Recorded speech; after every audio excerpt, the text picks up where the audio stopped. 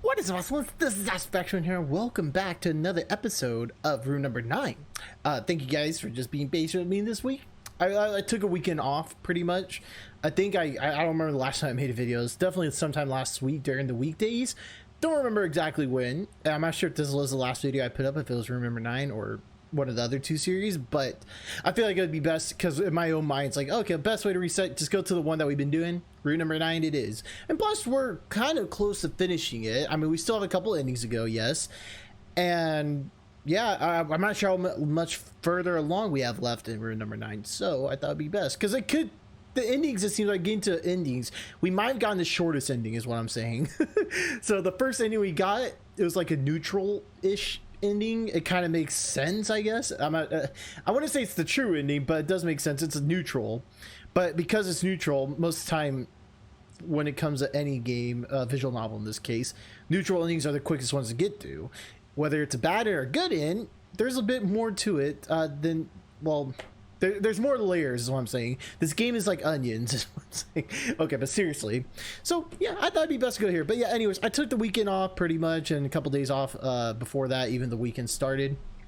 And I've been off work for the last like 4 or 5 days because someone in our workplace got COVID and we had to shut down. So I was like, you know what? It was a good time to rest, and I rest my body, and oh boy, it felt good. I felt good resting. I just needed a lot of rest. My body was much more tired than I thought it was.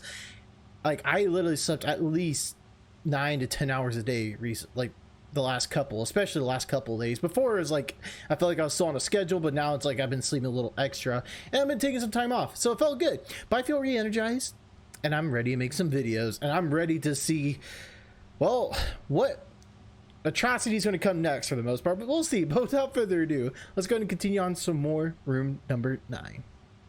These are, the only thing I could hear was the cold breeze from the AC. I felt like I was looking down at myself from outside my own body, my still completely uninjured body. If we did the indecision, the thigh would probably be the best choice. There's a lot of space there and thick subcutaneous fat. Or maybe another spot would be better? Or maybe my stomach? Or on my ass? I had my blood drawn, but it was only 600 cc. My body was working hard to make up the difference as I ate and slept properly every day. Other than that, I'd remained uninjured. My old scars from when I was a kid didn't count. They hadn't really been added to since middle school anyhow. Could Seiji injure my body? I didn't really mind getting hurt. I was used to pain, but I didn't really feel anything. I didn't feel any guilt for hurting Seiji, and that was pretty fucked up. Did I get this messed up after we got here? Or was I always a piece of shit? Is it because I'm a product of an alcoholic deadbeat who got a woman pregnant and abused her and her child without supporting them financially before eventually abandoning them? And a woman who'd open her legs up for anyone? If that's why, I guess I never stood a chance. Maybe it was too late for me since I was born. Once I was born, maybe it would have been better if I had never been born. I knew all too well from the psychology courses I took in college, abused children are prone to grow up to become abusers themselves. They call it the cycle of abuse. I distinctively recalled, while I was taking notes on it in class, swearing to myself that I'd never let myself end up like that. I had my best friend Seiji, and I was living a normal life, so there would be no way I'd let that happen to me. But maybe it was all pointless. Maybe all it took was the right set of circumstances. I mean, I was a child of 2 pieces of shit. Maybe that's all I could ever hope to be. I didn't really care how we proceeded. I didn't care what happened to me anymore. All I cared about was Seiji. Seiji could remain just a victim. I mean, maybe it was just easier to blame it on my genes. Seiji didn't need to become an abuser. I couldn't imagine him taking even a fragment of joy out of hurting someone. I couldn't let that happen to him. I couldn't let him get used to doing things like that. Only one of us had to be a piece of shit. Seiji. My voice came out soft and trembling. Seiji turned to look at me. He gave me a deep nod, and I could see the hint of fear in his eyes. This was for the best. I couldn't let Seiji end up like me. That makes sense. I mean... Oh, is that on my screen, or is that part of the game? Hold up. Sorry, 1 second. I gotta see something. This is actually kind of bothering me. Want to pull up settings? Oh, it's actually in the game. You see that right there? It's like a, looks like a stain. I don't know. It looks like it's on my screen. I'm not sure. Anyways, side note, it's like really bothering me because like you see it, you know how like everything's blurry in the background, but this isn't. It's kind of bugging me, but I don't think it's on my screen. I literally just like poked at it and there was nothing there. Anyway, sorry about that. But no, I mean it makes sense. I mean, again, from a logical standpoint, I think it's not best to like put all on one person to take the burden. But in the sense of that, what we just learned from the piece of, you know, the stuff that we got for background sake, which we didn't know about until now. I think Daichi had hints of it actually, like somewhere in certain points of the game as we started, but we never had like an actual in-depth look into his background, I guess. But I understand from his point of view that he just doesn't want the same thing to end up happening to his best friend. I said Seiji, didn't I? I meant Daichi, but you know what I mean. I get it. I always mix their names all the time for some reason, but Daichi doesn't want the same thing to happen to Seiji. Like, that's understandable, and it's brave of him because he knows, like, he's lived around like that environment, and he doesn't want to like turn Daichi into one because he. You see what I mean? I'm mixing names up. He doesn't want to see Seiji turn into like the monster that his heritage ended up being. And I think statistically it is true that, you know, if you're part of an abused family and you grew up in an abused environment, then there's a good chance that, you know, you turn into an abuser as well. Doesn't mean it happens all the time. It's just, it's one of those things where it's just statistics say otherwise, and it's sad. It really is sad. But that's the thing though. Like I hope at some point Daichi understands that Seiji, or maybe Seiji sees like the pain, and hopefully like Seiji comes and comforts him in some way to let him know that, you know, like, you're not like your parents. Like, you're doing this because we're in a fucked up situation, you know? Like, don't think of yourself as your parents. Don't think that you're an abuser to me.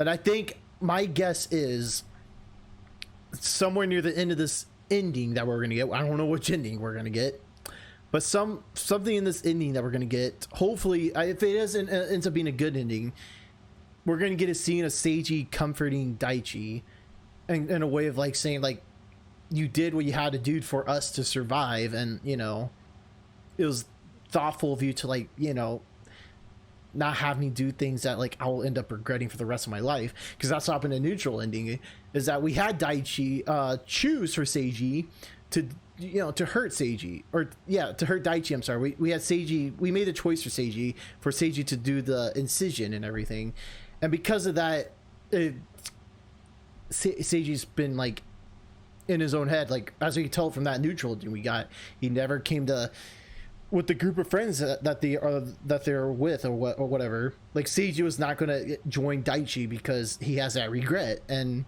you know, it's the same thing here right now. Daichi, he's already feeling that regret because he feels like he's doing all this. So I feel like if we do get the good end, if you will, for this ending, it's all going to be up to Seiji on whether or not he forgives us and tells us straight up that, you know, it's like, you know, you had to do what you did for us to survive. And you know, it sucks. Anyone in that position would not want to do that. And I know for you personally, like, your situation, the way you grew up and such, was not a great environment at all. And it was abusive and it was toxic. And I just want to let you know that you're not like your parents.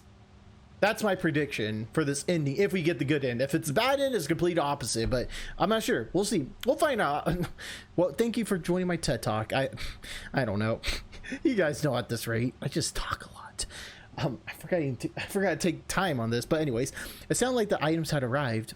The tray that was delivered had several objects on it. Among them, 2 bottles of clear liquid. You guys probably know what's coming, but again, it's going to be on Patreon. $1 a month gives you access to the scene, so you know, just saying. Yeah, $1 a month. That's all it is. But yeah, for obvious reasons, you probably won't see the next part on YouTube. When it happens, it happens. You guys will know. Each must have been about 500 cc, so 1 liter total. And then there was what looked like a basic egg timer, a large plug, and a tub of petroleum jelly. The plug was made of silicone and looked like a combination of a traffic cone and a snowman. Would you like to Do you want to build a snowman? that'd be fucked if they like had speakers in the room and they just started playing that song while that was happening. Oh my god, I would lose my shit. But it seems soft and unlikely to hurt him. But can I really jam that inside Seiji? 被験者 A が B に干潮液をすべて注入し、プラグで栓をした後、10分経過するのを待って、B が自力で排出するように。お前はどうするんだ？被験者 A はすべてを見届ける。They hadn't provided digital camera or any other kind of data recording device, which was just proof that they had installed cameras in the bathroom.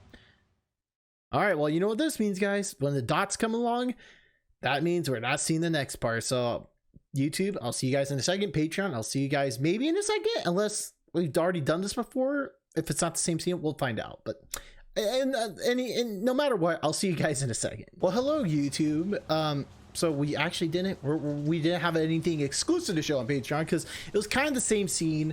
I clicked through it. It was pretty much the same thing. I think the ending though of that scene in particular was a bit different.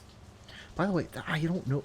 Yeah, I'm pretty sure it's just on the couch. That's weird. That's gonna bother me. But I think the ending of that scene was a bit different. I could be wrong. It's been a bit, but I had to go check back on my Patreon, my own Patreon, and look at the scene again to see exactly what happened. But I think the ending is a bit different, as I think Seiji didn't feel, if I remember correctly, maybe he was a bit like, what's the best word? Like he was ignoring us. In this case, he was ignoring Daichi in particular whenever Daichi was saying something. But I think Daichi was getting, Seiji was more receptive, I guess, towards Daichi.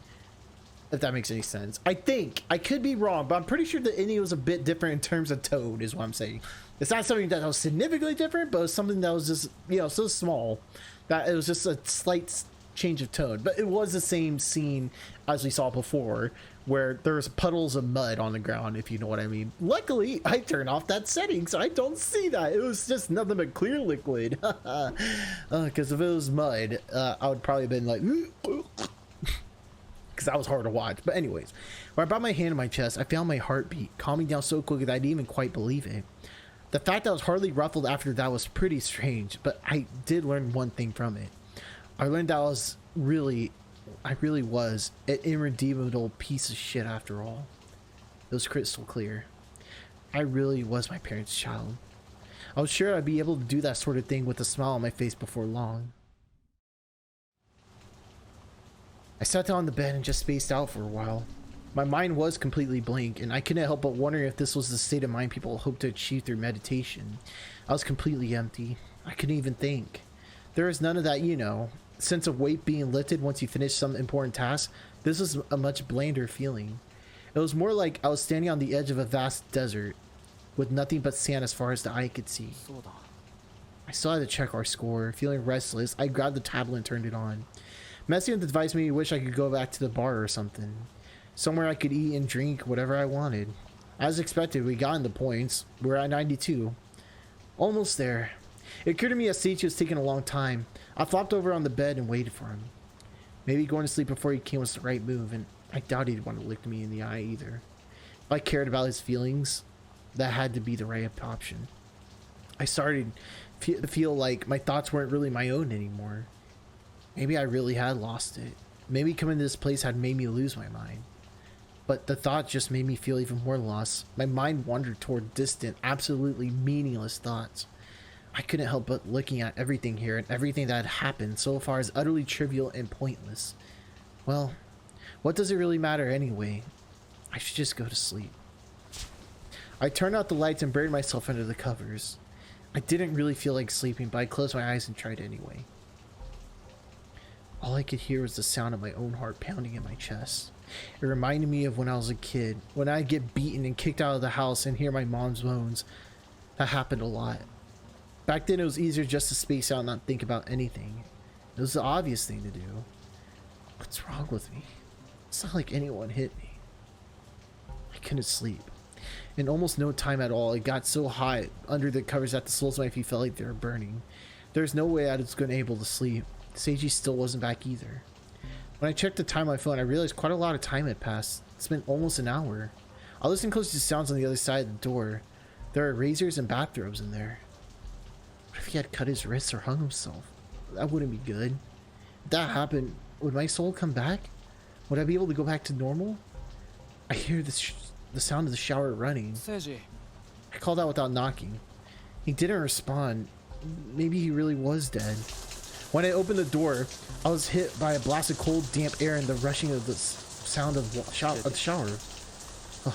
I flinched momentarily at the flat rejection, but Seiji was so weak. His eyes were hollow and his voice was flat. All the life had been drained out of him. I almost had to wonder if he was ill. The bathroom was completely clean. There wasn't even the smallest trace of smell or filth. I almost thought he might have used some kind of disinfectant, but the room was full of smell and high-end body wash, not the acrid smell of cleaner. Seiji was hunched in the corner of the glass booth, clutching his knees, surrounded by steam. But it was strange. It wasn't hot. The air was ice cold. If hot water was running, the room should have been at least a little warm. Oi. I stepped into the booth, my burning feet hitting the cold water, and the icy shower piercing my body like a rain of needles. I hurriedly turned the knob. The water stopped, leaving a thin stream trickling from the head. Even without the shower running, everything wet was still cold. He must have been under the downpour this whole time? Seiji looked up from me where he was cowered on the floor, almost like an injured puppy. His handsome, beautiful body was hunched into a tiny ball. 何やってんだよ。ほら、行くぞ。 A chill shot up my back when I grabbed one of his arms to pull him up. His body was ice cold. He smacked my hand away, annoyed, and curled up into an even tighter ball. Before the sting of rejection set in, I noticed something. His languid, heavy sighs, his wounded gaze, the knees clutched tightly to his chest. Seiji had been trying to chill his body, and he was hiding something behind his legs. Something he didn't want me to see. Okay, well, now this is not from the previous ending we got. We didn't even get this part, so you know, if it pops up, let's see if you know. If the tent pops, if the firework pops, you get what I'm trying to say here. If that happens, then again, this will be on Patreon. It's kind of like I just said before to you guys. Same exact scenario, because I don't know when it's going to pop out. I'm not getting dots here to get indication, you know? So I'm just giving you guys a heads up. So if it happens, it happens. Patreon. Anyways. I guess they must have done something to the enema fluid after all. Oh, I know. They mentioned the details of the previous task. There was a drug available that could arouse you just by rubbing a little on your, well, tent. We hadn't used it, but they spiked the fluid with something like that. His voice is so quiet, like he was trying to hold it back, but also gently wanted me to go away. I looked at Seiji as he mumbled and hid his face. My gaze was as chilly as the icy water on my feet.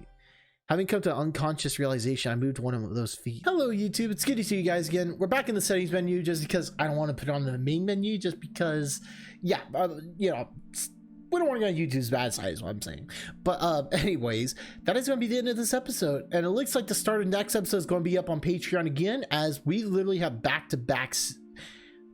Yeah, we pretty much have back-to-back scenes of just a lot of things happening, aka stretching. So to give you guys a heads up on what happened, to give you a quick rundown, it was hard, it was rough, literally and physically, in a lot of ways. So it looks like, what it seems like to me is that both Daichi and Seiji have lost themselves completely, as I felt like they lost this, honestly, this game, whatever you want to call it, as they're completely different people. Let's just say it was rough. It was hard to read in my case, and I'm sure it was maybe hard to watch in a way. But Seiji has completely decided to be the uke. I'll just put it in the most simplest fun way possible, and let me say it wasn't at all, but let's just say Seiji completely went uke and Daichi completely went seme.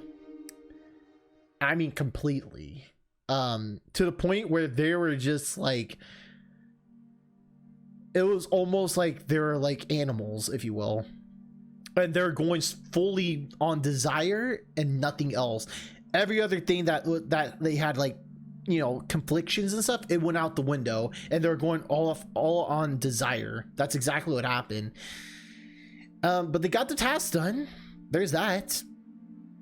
And now their next task involves piercing to a certain the pepperonis. That's their next task. So that's the thing that you guys on Patreon are going to see, because something tells me something's going to happen after the piercing. So we'll see where that happens there. But anyways, that is it for this episode of Room Number 9. If you did enjoy it, and if you have any like curiosities and such, just in terms of like where you think the story's heading, let me know in the comment box down below. And of course, if you have played already, let me know what your thoughts are down below as well. Do you guys know which ending I'm gonna get? I'd be much appreciated on that, without spoiling it, of course. But if you tell me which ending, then you know, whatever, I'll look it up. But yeah, and then in terms of like what I said earlier before and how I predict the ending could go, I'm not sure about it anymore. After that scene that I just saw, I don't think it's gonna be like that. We'll see though. But again, that is it for this episode of Room Number 9. If you did enjoy it, please leave a like and share the video. Enjoyed, subscribe, subscribe down below. I'll see you with, excuse me, more videos in this week. In this current week, I should say. And I will be streaming either tonight or tomorrow. We'll see. Kind of depends on a couple things. It'll be like last second if I do stream. So stay tuned for that, as we'll stream something. I don't know. We might play some more Oral, or we actually might finish Persona 5 Royal. Who would have thought? I still haven't finished it yet, but that's it. And other than that, I'll see you guys later, okay? Love you, and don't forget to stay awesome.